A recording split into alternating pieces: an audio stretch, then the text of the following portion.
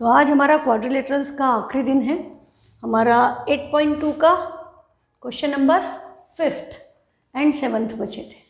तो let's continue with question number 5th। इसमें आपको क्या बोला है कि आपके पास एक पैरेललोग्राम है। हाँ, आपके पास एक पैरेललोग्राम है ABCD, जिसमें AB का मिड पॉइंट है E, मतलब AE and BE are equal. CD का मिड पॉइंट है F, मतलब ये दोनों आपस में इक्वल। अब ये दोनों अपोजिट साइड्स हैं पैरेललोग्राम की, तो दोनों साइड्स इक्वल है। AB CD के इक्वल है, आपको पता है कि AB CD के इक्वल होगा क्योंकि opposite sides of parallelogram are equal. अब आपने दोनों का मिड पॉइंट ले लिया, मतलब हाफ कर दिया, तो half of AB half of CD के इक्वल होगा। तो बेटा ये जो पोर्शन है ये इसके इक्वल होगा, और ये पैरेललोग्राम की अपोजिट साइड से पैरेलल भी हैं, तो ये इतना पोर्शन इसके पैरेलल भी होगा। इसमें कोई शक है? कोई शक नहीं, एकदम सिंपल सी बात है। Opposite sides of parallelogram are equal and parallel, तो उनके हाफ भी आपस में इक्वल और पैरेलल हो गए। तो ये जो साइड है इसके इक्वल एंड पैरेलल, तो ये जो शेप है ये आपका क्या बन गया? पैरेललोग्राम। अब ये पैरेललोग्राम बन गया, मतलब ये वाली साइड इसके पैरेलल होगी, opposite side of parallelogram. And same to same applies to this portion. ये इसके इक्वल, हाँ ये इसके पैरेलल। हालांकि अच्छा हमें ये नहीं करना है, एक क्वेश्चन और होता है जिसमें आपको इधर भी एक ऐसा पैरेललोग्राम प्रूव करना होता है, तो भी हमारा सेम कंसेप्ट अप्लाई हो जाता है। एक और इम्पॉर्टेंट क्वेश्चन है, उसमें हमको इसको ज्वाइन करते हैं, तो ये भी पैरेललोग्राम हो गया, ये वाली साइड इसके पैरेलल हो गई। तो उसमें हमें क्या प्रूव करना होता है कि ये जो शेप बना ये भी पैरेललोग्राम है, तो ये वाली लाइन इसके पैरेलल, ये वाली साइड इसके पैरेलल, तो ये जो शेप है ये पैरेललोग्राम बनेगा। मैं थोड़ा सा डाइवर्ट हो गई, ये दूसरे क्वेश्चन में चले गए। हमारा क्वेश्चन ये नहीं था। हमारा क्वेश्चन क्या है? देखो, हमारा क्वेश्चन ये है कि ये मिड पॉइंट है, ये मिड पॉइंट है, ए को इसके मिड पॉइंट से, सी से इसके मिड पॉइंट को ज्वाइन किया। अब आपको क्या प्रूव करना है कि जो डायगोनल BD है ये ट्राइसेक्ट हो गई इन दोनों पॉइंट से, मतलब ये पोर्शन इसके इक्वल, ये पोर्शन इसके इक्वल, ये तीनों आपस में इक्वल है। This is what you are required to prove कि BD को ये ट्राइसेक्ट कर रहा है। ठीक है, तो अब हमारा क्या हो जाएगा? जैसे ही आपने इसको पैरेललोग्राम प्रूव किया, ये वाली साइड इसके पैरेलल, इस ट्राइंगल में ये मिड पॉइंट है, ये लाइन इसके पैरेलल हमने प्रूव की पैरेललोग्राम बना के, तो ये भी क्या होगा? Mid point by converse of mid point theorem. तो आपका क्या आ जाएगा? PQ BQ के इक्वल है। फिर हम क्या करेंगे? हम ऊपर से ट्राइंगल ये वाला देखें, दिस ट्राइंगल। अब इसमें क्या हो गया? ये मिड पॉइंट है, ये लाइन इसके पैरेलल है, तो by converse of mid point theorem P mid point हो गया किसका? DQ का। अब P DQ का मिड पॉइंट है, मतलब DP and PQ are equal. तो अभी आपने प्रूफ किया DP PQ के इक्वल है, पहले आपने प्रूफ किया था BQ PQ के इक्वल है। तो ये तीनों दोनों सेम चीज़ के इक्वल है। Things which are equal to same thing are equal to one another. तो इससे आपका क्या हो गया कि DP BQ PQ सब आपस में इक्वल। इसका मतलब BD ट्राइसेक्ट हो गई AF एंड CE से, है ना। अब इसी में कई बार बोल देते हैं कि इसको प्रूव करो, इसका 1/3 है, तो हम इन सबको यदि प्लस कर दें तो we can write this is equal to BD, this plus this is BD। Things which coincide with same thing are equal to one another. पर ये तीनों आपस में इक्वल है, तो हम सबकी जगह DP भी लिख सकते हैं, तो 3 times DP equal to BD हो जाएगा। 3 उधर चला गया, तो DP can be proved as 1/3 of BD, कि ये एक पोर्शन जो है ये पूरे का 1/3 है, क्योंकि तीनों पोर्शन आपस में इक्वल हैं, तो 1/3 ही हुआ, है ना। DP बोले, PQ बोले, BQ बोले, किसी को भी 1/3 प्रूव करना है तो आप इक्वल प्रूव करने के बाद ऐड कर दो और सिंपली जो भी बोला है उसको सब्स्टिट्यूट कर दो, तो आ जाएगा। आसान है एकदम। तो चलो अब इसके स्टेटमेंट्स वगैरह हम लिखते हैं। एक बार क्वेश्चन ध्यान से पढ़ लीजिए कि in a parallelogram ABCD E and F are the midpoints of sides AB and CD respectively. E and F are midpoints of AB and CD. Show that the line segment AF and EC trisect diagonal BD.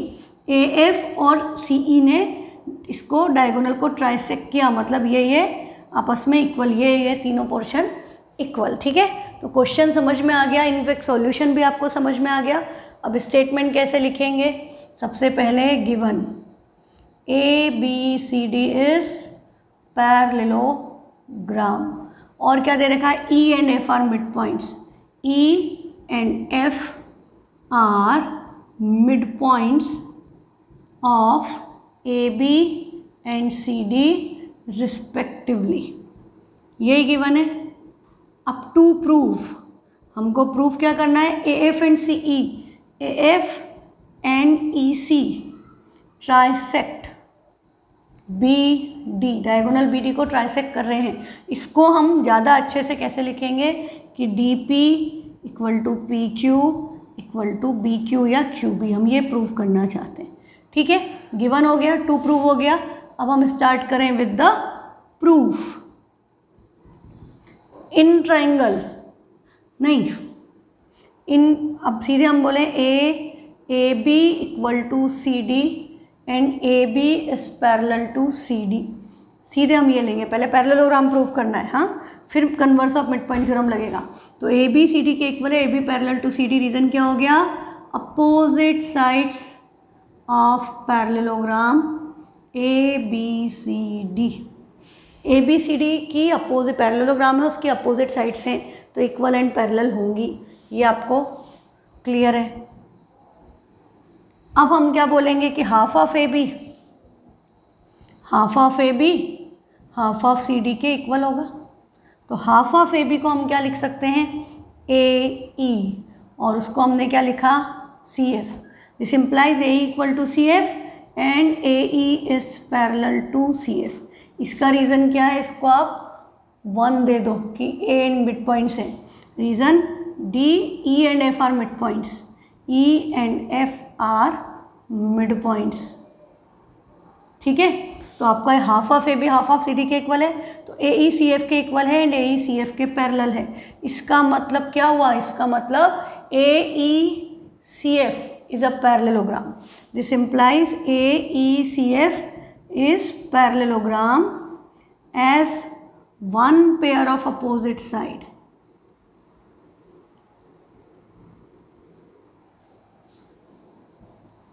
is equal and parallel. ठीक है, one pair of opposite side equal और parallel है, तो shape क्या हो गया, parallelogram. अब ये पैरेललोग्राम हो गया तो ये वाली साइड AF CE के पैरेलल होगी। तो अब हम यहाँ पर ये लिख दें, this implies AF is parallel to EC। Reason हो गया अपोजिट साइड ऑफ पैरेललोग्राम।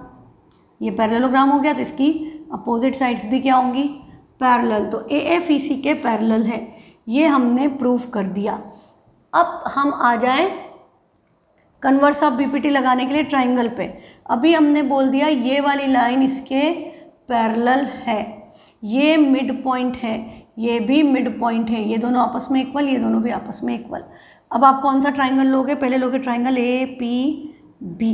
तो हम लिखेंगे now in triangle APB, E is midpoint of AB, E is midpoint of AB और EC पैरेलल है AF के, तो ये इतना सा पोर्शन भी पैरेलल होगा। तो EQ is parallel to AP, EQ is parallel to AP as Q and P, आप चाहे तो लिख सकते हैं as Q and P lies on parallel lines EC and AF, या आप इसको इसके संग ये लिख सकते हो, रीज़न कि AF is parallel to EC, AF EC के पैरेलल है तो EQ भी पैरेलल है AP के। ट्राइंगल में एक साइड का मिड पॉइंट दूसरी साइड के पैरेलल, तो थर्ड साइड को कहाँ इंटरसेक्ट करेगा, मिड पॉइंट पे। तो this implies Q is mid point of BP, या हम इसको ऐसे लिख सकते हैं BQ equal to PQ। Reason क्या हुआ, by converse of mid point theorem.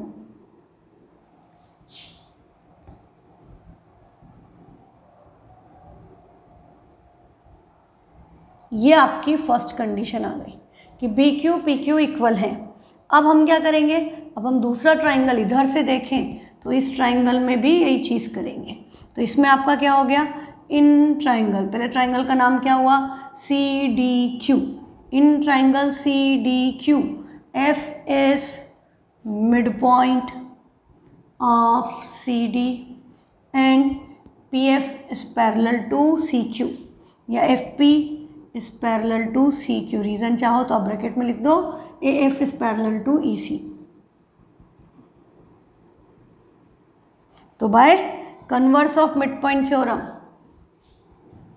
This implies P is midpoint of DQ.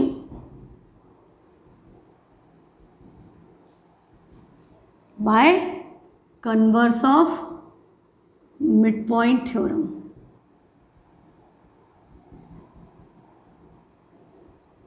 ठीक, अब ये मिड पॉइंट हो गया तो DP एंड PQ इक्वल हो गए, तो this implies DP is equal to PQ. इसको आपने मार्क करके दे दिया सेकेंड.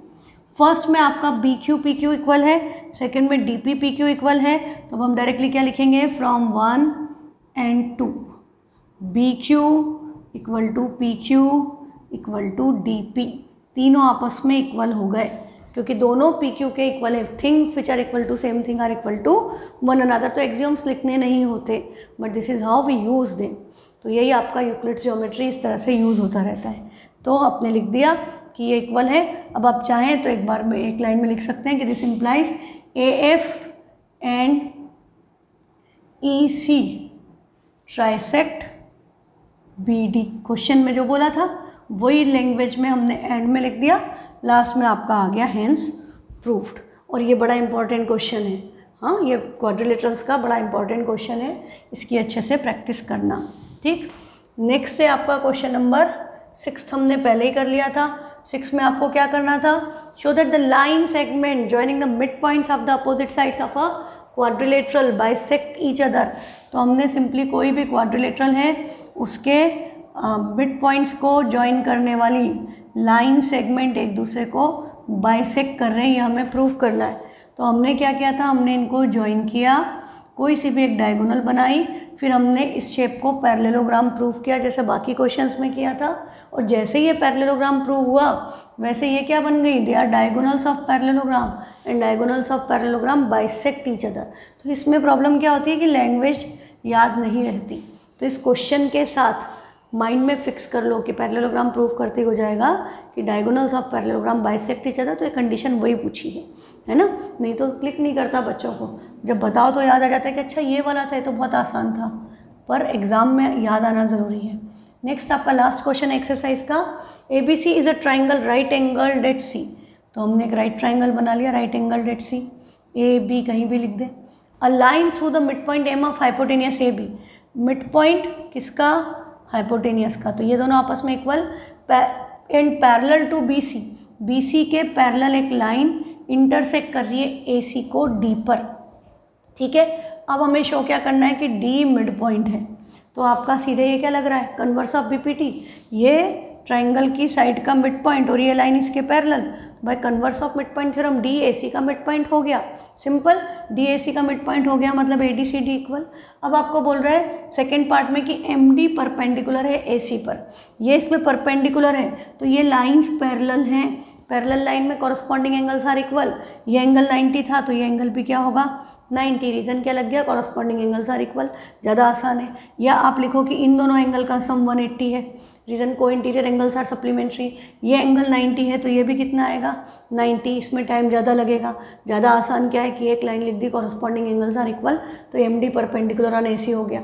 थर्ड पार्ट के लिए आपको क्या बोल रहा है कि CM equal to MA equal to half of AB. तो CM तो दिख ही नहीं रहा तो ये CM को ज्वाइन कर दिया.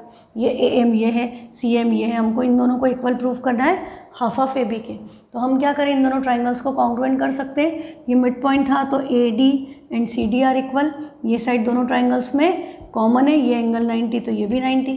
तो साइड एंगल साइड से triangle AMD and CMD congruent. CPCT से क्या हो गया, AM and CM are equal. पर M AB का मिड पॉइंट है तो AM तो हाफ ऑफ AB है तो CM भी क्या हो गया, हाफ ऑफ AB के इक्वल. ये भी इंपॉर्टेंट है, ये क्वेश्चन भी आता है. तो चलो अब इसको स्टेटमेंट लिखकर ढंग से कर लें. तो सबसे पहले तो you need to make a right triangle. हमें क्या बोला है, C राइट एंगल. तो ABC, इसका मिड पॉइंट M और यहाँ से एक लाइन डाली D.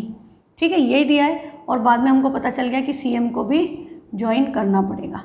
तो गिवन क्या हो गया, angle C equal to 90 degree. M is mid point of AB, ये गिवन है. और DM is parallel to BC, DM is parallel to BC, ये तीन चीज़ें गिवन है। टू प्रूफ यही तीन चीज़ें लिख दोगे 1, 2 एंड 3, ठीक है, कि ये प्रूफ करना है। गिवन हो गया, टू प्रूफ हो गया। कंस्ट्रक्शन आप चाहे तो लिख सकते हैं।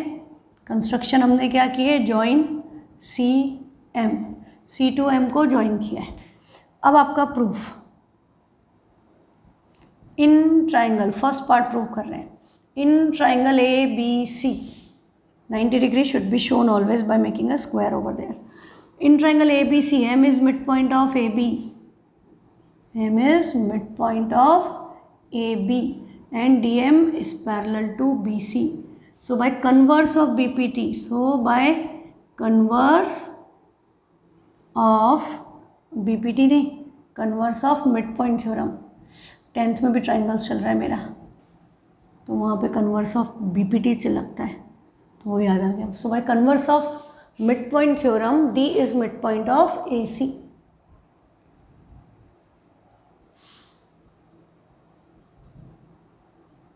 ये प्रूव हो गया। आप चाहें तो ये लिख दें कि this implies AD equal to CD, क्योंकि हमें इसकी ज़रूरत पड़ेगी, इसको 1 देकर हमने छोड़ दिया। अब हमारा क्या है कि अब हमको सेकंड में क्या प्रूव करना है कि वो एंगल 90 डिग्री है। तब हम लिख दें DM is parallel to BC and DC is transversal. This implies angle ADM equal to angle C equal to 90। ADM C के इक्वल है और C 90 है, तो ADM भी 90 हो गया। रीज़न क्या हुआ, कॉरस्पॉन्डिंग एंगल्स।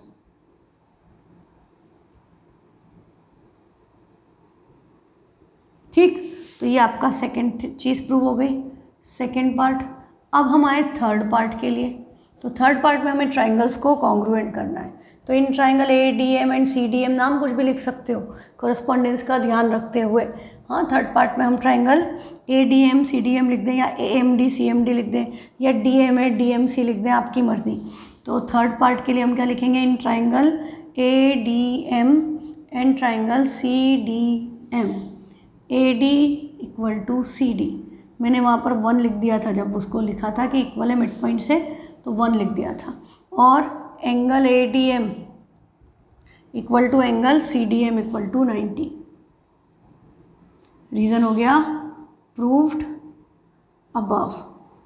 हम इसको 90 प्रूव कर चुके हैं, तो ये एंगल भी 90 होगा, लीनियर पेयर या जो भी लगाओ आपकी मर्ज़ी, तो 90 है।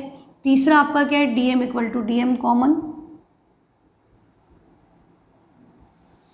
तो by SAS triangle ADM is congruent to triangle CDM।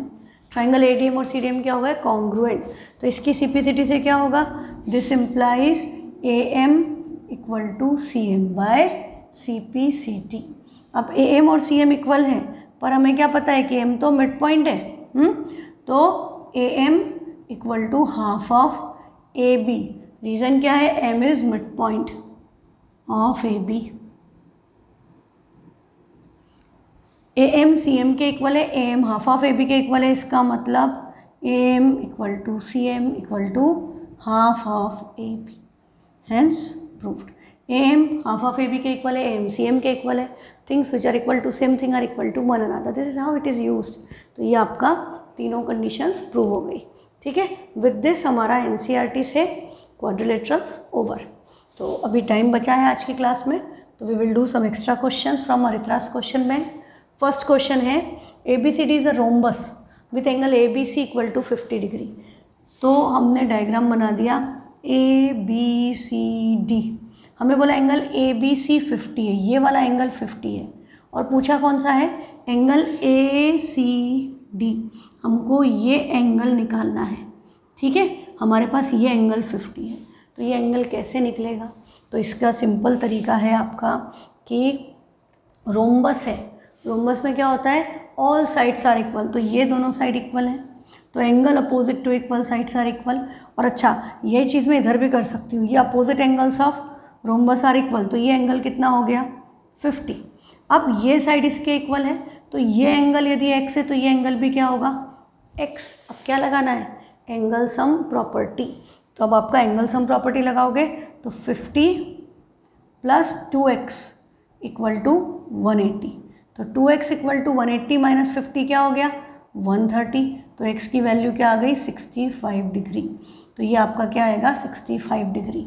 ठीक है, कम मार्क्स में आए तो देखो, कम मार्क्स में और कम मार्क्स में आए तो इसको करने का तरीका क्या है, आपने ये पढ़ा था diagonal AC bisects angle A as well as angle C, है ना। रोम्बस में और स्क्वायर में प्रॉपर्टी होती है कि डायगोनल एंगल बाइसेक्टर भी होती है। तो हमने इधर से ही लगा दिया, ये 50 है, यही प्रॉपर्टी इधर लगा दी। हाँ, या हम क्या कर सकते हैं, ये 50 है तो ये कितना होगा, कोई इंटीरियर एंगल्स आर सप्लीमेंट्री, तो ये 130 होगा। और ये डायगोनल जो इसको बाइसेक्ट करेगी तो सीधे डिवाइड बाय 2, तब भी आंसर 65 आएगा। जितने मार्क्स का हो उस हिसाब से उसको स्टेटमेंट्स वगैरह लिखो। सेकेंड क्वेश्चन है the perimeter of a parallelogram is 36। Parallelogram का पेरीमीटर क्या होगा, ये आपकी लेंथ, ये ब्रेथ, ये लेंथ, ये ब्रेथ, लाइक रेक्टेंगल। पैरेललोग्राम में अपोजिट साइड्स आर इक्वल, तो 2 टाइम्स L प्लस B, यही होगा ना पैरेललोग्राम का भी पेरीमीटर। तो अब आपको बोला है कि perimeter is 36, so this is equal to 36। If the smaller side is 8, find the measure of longer side.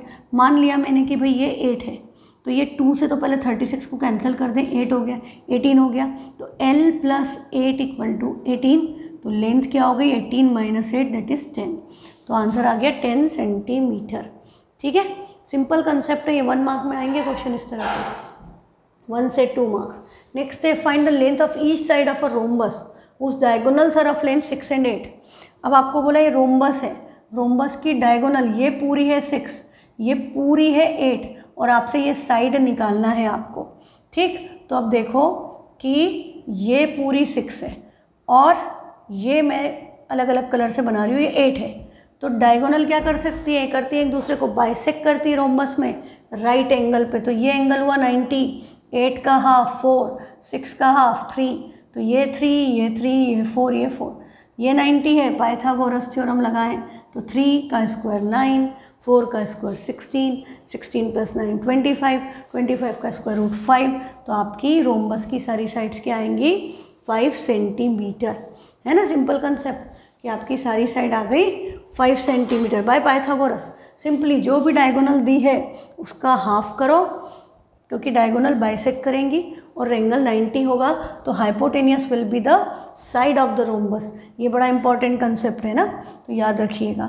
Next question है in a rhombus PQRS, in a rhombus PQRS diagonal PR and QS meet each other at O. If angle PRQ 50, angle PRQ ये वाला angle 50 degree है, तो आपसे क्या पूछा है, आपसे पूछा है फाइंड एंगल PSQ। PSQ ये एंगल पूछा है, ये 50 है और ये पूछा है। तो देखो सेम कंसेप्ट में लगा दूँ, ये 50 है तो ये एंगल भी कितना होगा 50, all sides of rhombus are equal, तो 50 50 क्या हो गया 100, तो 100 हो गया, तो ये एंगल कितना आएगा पूरा, ये आएगा 80। और ये लाइन जो होती है ये एंगल बाइसेक्टर होती है, तो इसका हाफ हुआ 40, तो ये भी कितना होगा 40। आप तो अल्टरनेट इंटीरियर एंगल से देख लो तो भी 40, ये आपने सीधे कर दिया कि डायगोनल बाइसेक्ट करती है तो 40, है ना। ये अपोजिट एंगल्स आर इक्वल, कुछ भी लगा लो आप, कई तरह से कर सकते हो। आप ऐसे भी कर सकते हो कि ये एंगल तो 90 है, ये 50 है, तो डायगोनल बाइसेक्ट करती है तो ये भी 50 होगा, तो ये 90 है, ये 50 है, एंगल सम प्रॉपर्टी लगा दो तो भी 40 आएगा। तो तरीके कई हैं, पर यदि 1 मार्क में आता है तो जितनी जल्दी कर सको उतना अच्छा। नेक्स्ट क्वेश्चन है if PQRS is a rhombus, PQRS is a rhombus with angle PQR equal to 55 degree, find angle PRS। हमको ये वाला एंगल निकालना है। ठीक, ऐसा हमने फर्स्ट क्वेश्चन किया था। मान लो कि ज़्यादा मार्क्स में आ गया तो आप क्या करोगे, फिर आप सारी चीज़ें लिखोगे। गिवन, मैं गिवन में PQRS इज रोम्बस लिखने लग गई, PQRS इज रोम्बस और एंगल Q या angle PQR equal to 55। To find, हमको क्या फाइंड करना है, एंगल PRS। ठीक है, अब हमें एंगल PRS निकालना है। हम कोई भी मेथड यूज़ कर सकते हैं, हमने 2-3 कंसेप्ट डिस्कस किए। एक हमारा हम ये लगा सकते हैं कि हम ये एंगल निकाल लें तो अब हम सॉल्यूशन लिखेंगे यहाँ कि in triangle P Q R, P Q equal to Q R, this implies angle Q P R equal to angle Q R P. इसका reason sides of rhombus, rhombus की सारी साइड आपस में इक्वल होती है, और इसका reason angle opposite to equal sides, angle opposite to equal sides. ठीक है, तो हमने इसको ले लिया x। अब हम कर दें by angle sum property, by angle sum property in triangle P Q R, x plus q equal to 180। तो 2x प्लस q की वैल्यू 50 है, दिस इज इक्वल टू 180, 55 है।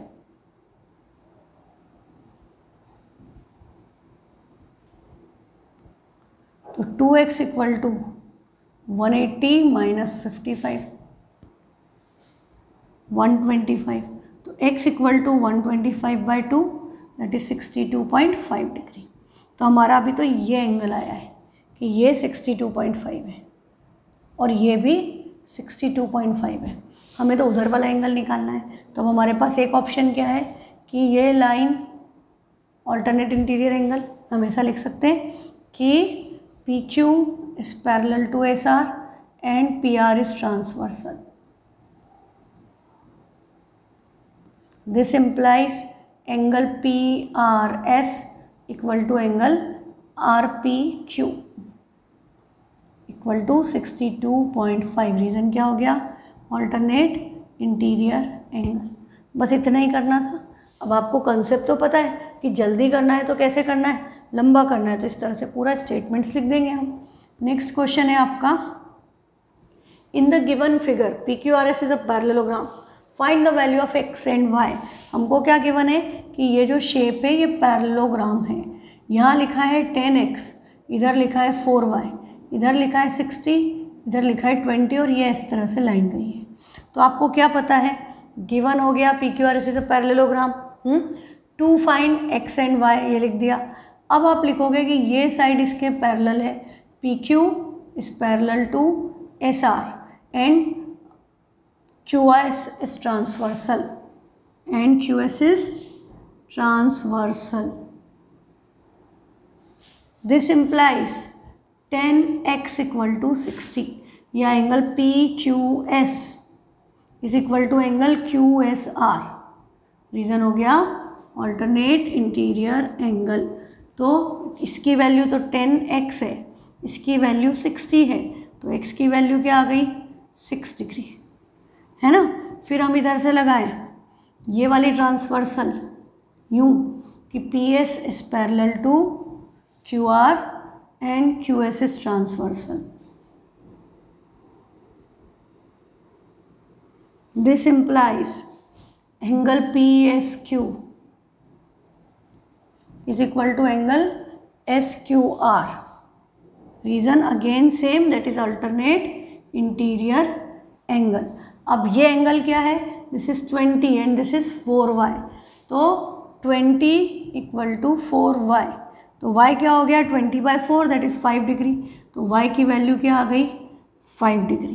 तो ये आ गया आपका आंसर, y 5 है। अच्छा, अब आपसे यदि ये एंगल पूछा होता तो हम क्या ये कैलकुलेट कर सकते हैं, ये 60 + 20 कितना हो गया 80, एडजेसेंट एंगल्स आर सप्लीमेंट्री, तो ये क्या आएगा 100, ये भी कितना आएगा 100। सिंपल है, एकदम आसान है।